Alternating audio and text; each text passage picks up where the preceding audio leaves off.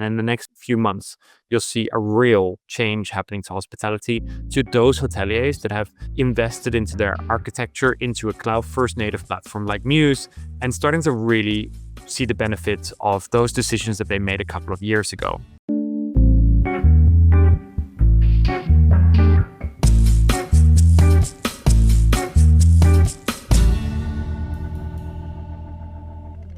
Hi everyone, welcome back to another Matt Talks Hospitality. And this week I want to talk about artificial intelligence in hospitality. Not a topic that I haven't talked about before, but I want to talk about it specifically because if you've been seeing what's happening on the internet, we have just acquired a AI-first company called DataChat. It is a group of people that have been building AI native solutions for over 5 years. And we wanted to bring them in to really transform the efforts that we have made in the last couple of years and accelerate that roadmap. Because I think a lot of people are wondering when the impact of AI is coming to hotels. Sure, we've seen really nice applications of chatbots and some light applications of AI, but it hasn't been transformative. And a lot of hotels are still, unfortunately, doing a lot of things by hand. And that is still painful. And it needs to change. And I think that acceleration is now coming. And in the next few months, you'll see a real change happening to hospitality, to those hoteliers that have invested into their architecture, into a cloud-first native platform like Mews, and starting to really see the benefits of those decisions that they made a couple of years ago. One of the things that I often do when I go into a hotel cross-exposure is the first question I always ask is, can I see your checklist? What are all the things that you have to check manually because your systems can't do them automatically? And every receptionist that I speak to smiles because they know exactly which checklist I'm speaking about. And they show it to me. And it is the simple things of checking all the arrivals for today, for their VIP statuses, and ensuring that room service is aware which rooms need to get the fruit basket, for example. It has requests about all of the room requests for baby cots, and they need to make sure that housekeeping is aware which room numbers they need to prepare for a family with a baby coming in. It's the special requests for birthday cakes in rooms, etc. And all of these notes are textual notes that are attached to reservations, and it means that a human has to get involved and navigate the complex landscape of systems that sit around the hotel to pass these tasks along to the correct departments. And as they go about their day, the phone will ring and more complex workflows come in. You know, it might be someone calling to make a room service order. So then you've got to take that order and pass it along to the room service department. It might be a call from a guest who says, we ran out of shower soap. Can someone bring more shower soap? Or can a bellboy come and pick up my luggage? And all of these requests are manual, and it requires the human to navigate the complexity of the ecosystem of apps that the hotel runs on. And sometimes it's just a piece of paper. And this is really where I think the transformation of AI is going to come in the next year. So whilst a lot of the noise on the internet is hype, I think that there's a lot of noise around how AI is already transforming different industries. It isn't doing it fast enough, and it hasn't had a massive impact on hospitality. But I think with the exciting acquisition of DataChat that we have just done, with the ecosystem that we've been building, the real transformation is coming today to those hoteliers that have invested into a modern tech stack for their hotels. In this Matt Talk episode, I wanted to demystify some of it because I think we're all getting confused about all of the terminology. What is semantic layer? What is machine learning? What is generative AI? So what I wanted to do is just break it down.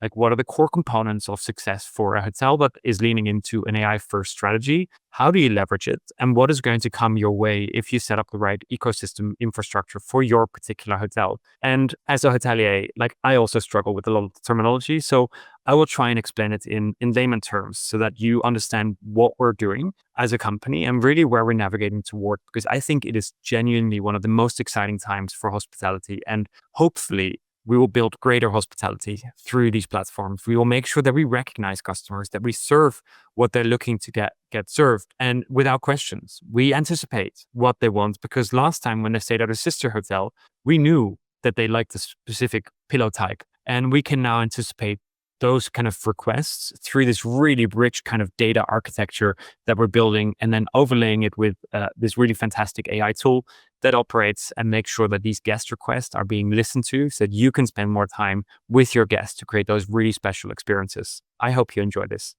So first of all, I think it's important to understand why hospitality is struggling so much with their systems. And we have struggled with these systems for the last few years, and very few hotel companies have truly innovated. And for us, this became very obvious 12 years ago when we tried to open our first hotel, the Emblem in Prague. And when we tried to open that hotel, we had built a really fantastic guest app because really we just cared about the guest experience and we wanted to make that really smooth. The moment we started to ask the industry leading partners on the PMS side, said, can we get access to your APIs documentation so we can build our app and integrate it with your platform so we can get all the guest data to flow seamlessly between the two systems? And the answer was no. You can't get access to the API. If you want access, it's going to cost you a lot of money. And we didn't have a lot of money. So the decision we made was, if we're struggling as an app, everyone else must be struggling in this industry. So why don't we just do the really, really hard thing, which is rebuild the core architecture of a hotel system in the cloud with an open API? And we just started building the PMS in the cloud because we saw what was out there available, and it wasn't very good and it wasn't very future thinking. Those first 3 years were the hardest years because no investor wants to invest in these two guys with a few developers who had this dream of rebuilding and competing against an industry leader, one of the most valuable companies in the world. And they were going to transform hospitality tech. I don't think so. And they kept telling us, stop building the architecture, start building this really nice light app that can sit on top of their architecture. And we just didn't believe that that was the answer because we knew that this was the first step in a chess game that we were going to win, and we intended to win. And it was a really critical component to the success that we see today. Another major decision that we made into our data foundation was putting the guest at the heart of the architecture. All of the legacy systems that I worked with back in the day had thought about the room as the core architecture piece. So you'd have a 100-bedroom hotel, you'd have a system with 100 rooms, and then reservations are being attached to those rooms. They have to be checked out. We said, no, the guest profile is really critical to transforming guest experiences. And if we don't make that the core components, then the guest history is not like centralized. So across a hotel chain, you don't have a centralized history of the guest. And it's this experience. Have you been with us before? And why the hotel doesn't know this is because their architecture doesn't operate in the way that a modern property management system should. So that was a second decision we made. A third decision was opening up our API, meaning we allow external developers to build towards our system. And that worked wonders because today we have 1,000 integrations in every category that you can imagine that can pull data from our system. And one of the other parts that's been a real struggle that we encounter still with hotels that have not decided to upgrade into the cloud in a cloud native system is that their architecture is built with systems that don't fully integrate. So you might have the PMS at the core. You might have a central reservation system that has some level of integration. Then you have a housekeeping tool that might have a one-way integration where data pulls from the PMS to the housekeeping solution. And some accounting systems will have a data file move across, but it isn't a full two-way connectivity. That kind of tech stack is starting to break at this point, and it will break faster than ever before because suddenly there are systems that can transform the way hotels operate. One of the critical components of that legacy architecture is that a lot of the reporting is being run from a data lake that sits outside of their core system, the PMS. They collect the data from all of these different systems, which then sits outside, and they can run fantastic reports. But the reports are only actionable if a human gets involved and takes action. Whereas if you move all of that data into the core architecture, into the Mews PMS, which is the core piece of guests and actionable revenue data, suddenly the PMS is the system that can also drive action because we sit on the data, we know what's going to happen. We are also the operational action system. And this is starting to tie all these pieces together. So this is where we can see a real transformation going to happen in the coming year in hospitality with AI.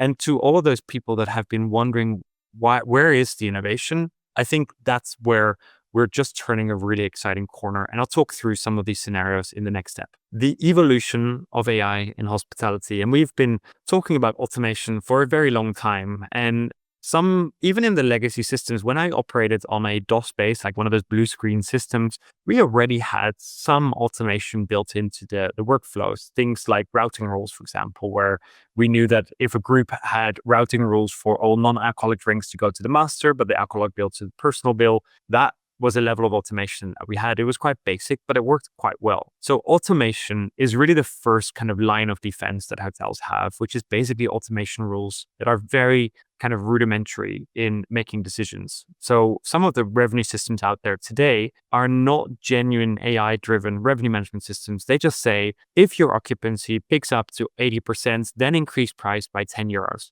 It's a very rudimentary kind of rule-based kind of engine that exists, and it does the job well, but it doesn't really give like the significant upside that you can get from a genuine generative AI kind of solutions. Automation is the core component, and you can achieve a lot with automation. All these rules, routing rules, rule-based occupancy, etc., is a really good start. And if you've come from nothing, from an Excel sheet or from a really old legacy system, it will definitely put you ahead of some of the others with this automation rule-based logic. But this is not AI. This is just automation of the most painful processes that are happening in the hotel. Machine learning has come in a couple of years ago, and we've been talking about machine learning for quite some time, actually. And this is the impact on hospitality you mostly see with revenue management systems. Machine learning means we're finding patterns in the data. So not only are we seeing the data and we're actioning it like an automation rule, we're also finding patterns. And based on the patterns, we can change our decisioning. And this is where some of the more modern revenue management systems are functioning. So they are seeing these patterns in the data, and then they can make a pricing decision based on that pattern. A year ago, it would have had less data. So it may have made a different pricing decision than it would do today on the incremental data that you're seeing. So machine learning is this continuous absorption of data patterns that will happen. Revenue management is a great tool to then start to act on some of those data patterns that we're seeing. Machine learning has evolved. So we're seeing now, for example, generative AI is basically seeing more and more data, and suddenly generative AI has access to the world's data. And it's really starting to create new content. So not only is it starting to make some pricing decisions like you would do with machine learning, like now this next level of generative AI is being able to consume the world's data or the data that it has access to, and it starts to create new content. A really good example here is chatbots. Chatbots 5 years ago were god awful. It could not answer basic questions. The moment you asked your question in a slightly different way, the chatbot got confused and started to hallucinate, and it gave you complete wrong answers. Today, because this generative AI is consuming so much information from the world, that it can make a very good guess about what your question will be about, and therefore get it right 99.x% of the time. So a lot of the transformation we've seen in the recent 2 years has been around chatbots and the ability to very quickly interpret what you're asking for and then action with a response. It can give you an answer to your question. This new wave that's come in the last few months is really Agentic AI, which is not only consuming a huge amount of information and then giving you an answer, it can action the answer. A really good example would be someone asks for, in a chat app, for a shower gel, for example, the example I gave you earlier. They ran out of shower gel, they messaged the reception. The app can now consume saying, okay, the guest is in room 101 because I can see in their CRM profile that Mr. Jones, who's messaging with this phone number, is in room 101. I need to go into the housekeeping system and see if there's an API for shower gel requests or create a task for shower gel. They put the request into the housekeeping system, they go back to the chat app and then message the guest. So it can consume all of the context. It can read what people say. It can interpret what it means. It can then link it back to the system in the ecosystem, and it can action that entire workflow. That workflow would have been a human. That message would have gone to a human who has all of that context in their head and needs to translate it. And this is where, with this evolution towards agentic AI, you need to be on a modern tech stack because it can consume all of the apps and have a two-way connectivity through an API, and it can naturally give tasks and operate across your hotel.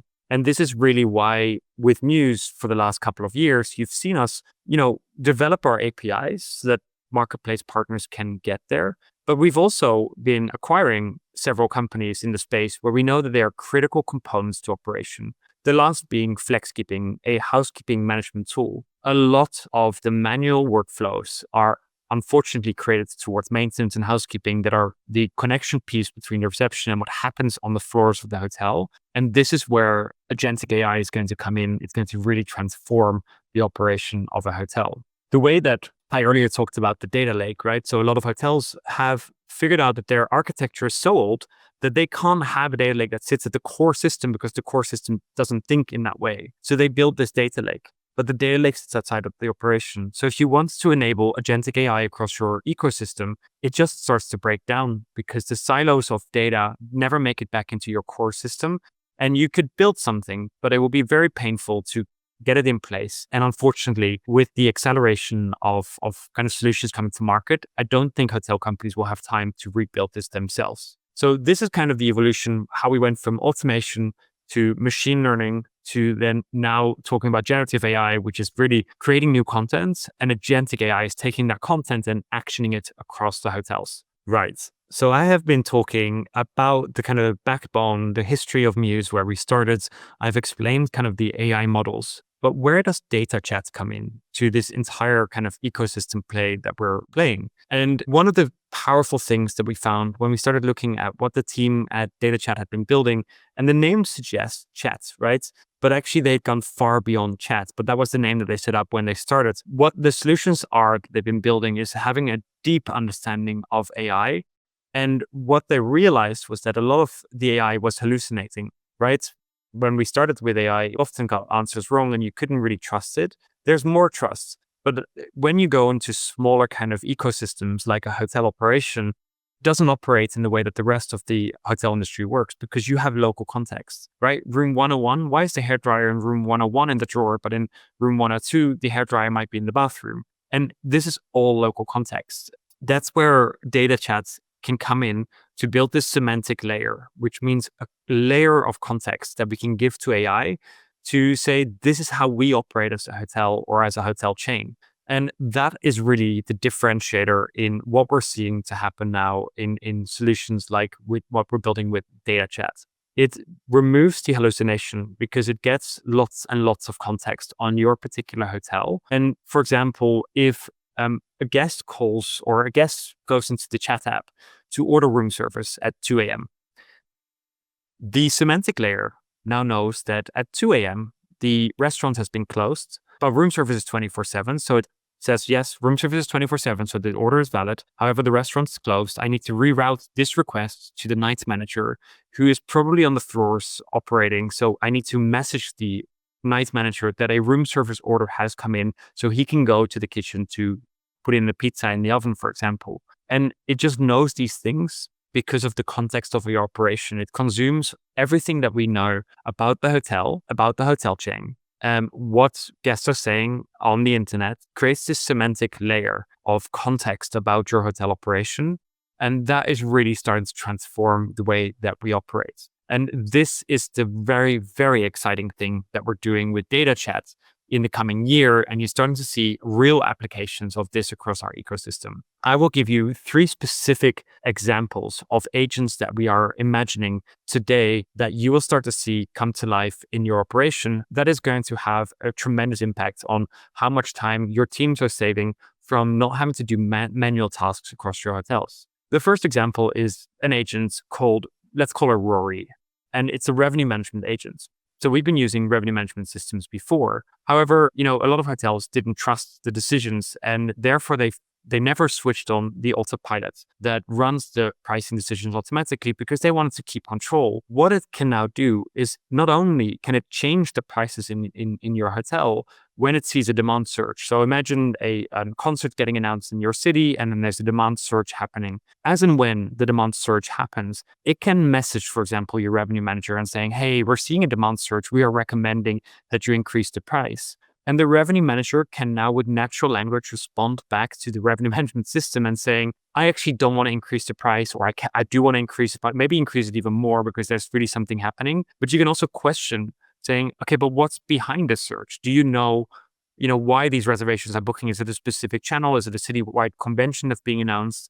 And it's the ability to query the systems, not just saying, there's a surge, but knowing why there is a surge and what's driving this influx of reservations, maybe it's just an event that's booked at your hotel and that isn't impacting the citywide occupancy, and you would have increased the pricing, priced yourself out of the market and lost some valuable bookings. So the revenue management agent is really making sure that we can go far beyond the traditional revenue management systems and allowing you to interact with it much more smartly to drive up results significantly more. The second agent, let's call this one Jack. And Jack is the operational agent. And this agent will help you get rid of these manual task lists. Remember that I talked about the task list, the checklist that happens at the reception desk. All of these workflows of checking all the arrivals today and making sure that a VIP 5 has a fruit basket ordered from the room service department. This agent sits across our ecosystem. It knows all of the apps, and the closer the app is to the ecosystem, so meaning Mews products like the Mews room service products, the revenue product, the events product, the flex keeping products, the closer they are to the ecosystem, the smoother the workflows will be because we have much deeper access to the functionality of those systems. So it can instantly read the notes that, a booking.com booking has come in saying, guest requests a baby crib in the room. It can translate that text and then create a task into the flex keeping app and transfer that task to the housekeeper on the day of arrival for that particular hotel. So it can contextualize information and then create tasks across the hotel. Another really great application of Jack would be seeing an increase in expected occupancy in the hotel. So maybe there was a surge that happened. And often, the revenue manager knows about this, but the housekeeping team may not. And if suddenly in 2 days' time, there's this big pickup, that means that the housekeeping department needs to reschedule. They need to call in more housekeepers. So it can actually reschedule automatically through the deep ecosystem that we're building across our apps. And that's really where the power of these agentic AI kind of comes in.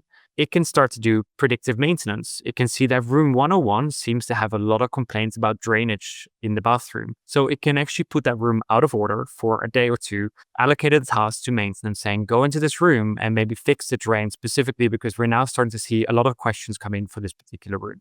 So Jack is really going to connect the dots of all the data that we're seeing to the operational systems and making sure that the data is being translated into specific tasks. And then the last agent's example that I'll have for you is Gabby. Gabby is the guest agent. So Gabby is reactive and proactive in communicating with guests through like a communications hub. Because of all the contexts, we can proactively reach out to customers to, offer them assistance with their stay, but also reactively, the guests can start to message us and we will know that the phone number gets recognized. We can connect it to the guests that's, Mr. Smith that's sitting in 502.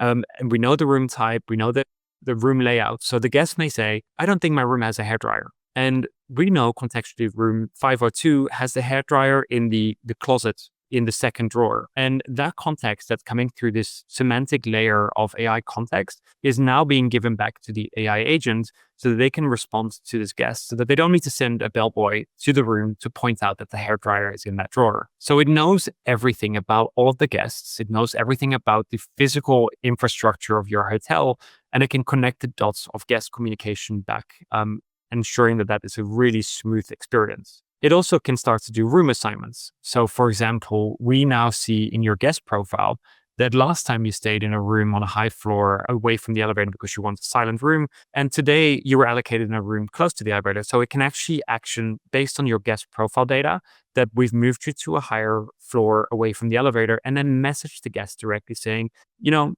didn't ask for it this time, but we've actually taken action. And I hope that, that's correct. And then let them know that we've actually moved them into a quieter room away from the elevator. It can automate things like reservations, emails that are coming in from guests about reservations. It can communicate back and forth to create the booking, to make the sale, and to then take payments for the reservations. If a guest arrives early, the room isn't ready yet, it can automatically message the guest once the room is being inspected by the housekeeping department that their room is now ready for arrival. And here's your digital key so you don't have to pass by the reception desk. It can respond to guest reviews. It can read the guest reviews and it can figure out who the guest is. It can signify maintenance if there's a query with that particular room. And it can actually respond to guest reviews as and when and make sure that they get reported back up to management. So you see, all of these examples are all things that we do by hand today.